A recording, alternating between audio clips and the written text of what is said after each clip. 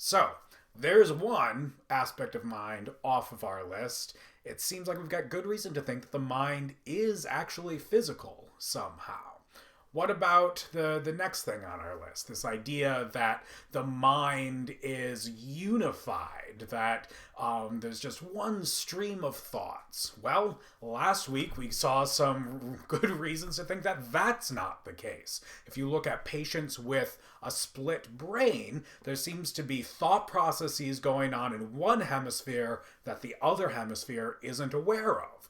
And if that's the case in split brain patients, that might start making you think, oh, maybe that's the case with you and I as well. There's at least two different streams of thoughts going at any given point, and not one of them can be identified as the one unified mind that constitutes you or I. Now, finally, this week, I'm going to try and blow up the third aspect of mind, this idea that our mind is always fully transparent to ourselves. That if we want to know what we're thinking, all we have to do is introspect, just think about what it is I'm thinking. We're reading this article by Peter Carruthers, who's a contemporary philosopher, and what Carruthers has done is he's taken a lot of evidence from lots of different kinds of psychologists who are investigating the way the mind works, and Carruthers argues, look, if you look at all of these experiments, the best explanation of the results of all of these experiments is that we don't really know what it is that we believe, what it is that we want, what it is that we've decided. We don't have any special access to that knowledge that we can get by just kind of turning our mind in upon itself.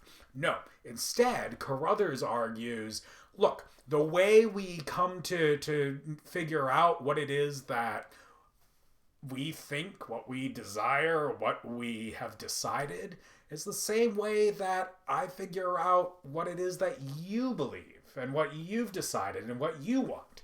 When I need to figure that out about you, I need to look at, well, how are you behaving? What sorts of things are you saying? What are you doing? If you go into the kitchen and say, gosh, I really want some cake, I take that evidence, you're walking into the kitchen, you're saying the words, I want some cake, and I infer, oh gosh, you must want some cake. Now, Descartes seemed to think, and I think most people tend to think as well, if I were to figure out whether I want cake, I don't have to wait for myself to get up and grab the cake or, say out loud, I want some cake. No, I just kind of look inside and boom, introspect, and I know immediately that I want some cake. Carruthers says, look, the evidence just does not support that that's what we do. Instead, what we have to do is pay attention to our own behavior, what movements we're making, what sorts of things we're saying, and he counts in that what we're saying in our inner speech. So he says, well, that's one thing that we have special access to. We can kind of listen in on kind of what we're saying to ourselves inside of our mind. But he says that's all there is. We then have to kind of infer and take a good guess about what it is that we want or believe or have decided, just based on how we're actually behaving. But when it comes down to it, our decisions, our beliefs, and our desires, those things are all determined outside of our conscious awareness. And if we want to know what it is that we've decided or what we believe or what we desire, well, we've got to look at ourselves the same way that we look at everyone else. So I'll be looking forward to see what you think about this idea that we can tear down this vision of the mind that's really intuitive to lots of us. And see what you think about this idea that your mind, it can't be non-physical. It's got to exist here on Earth in space and time. You're not always aware of what's going on in your mind. You've got to kind of figure out and make your best guess about what it is you're thinking.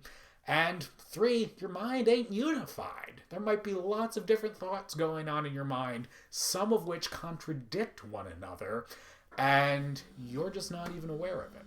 So, let me know in the comments what you think about that, if you can think of some reasons to hold on to some of these ideas, like the idea that your mind exists outside of space and time, or that you always know what it is you're thinking.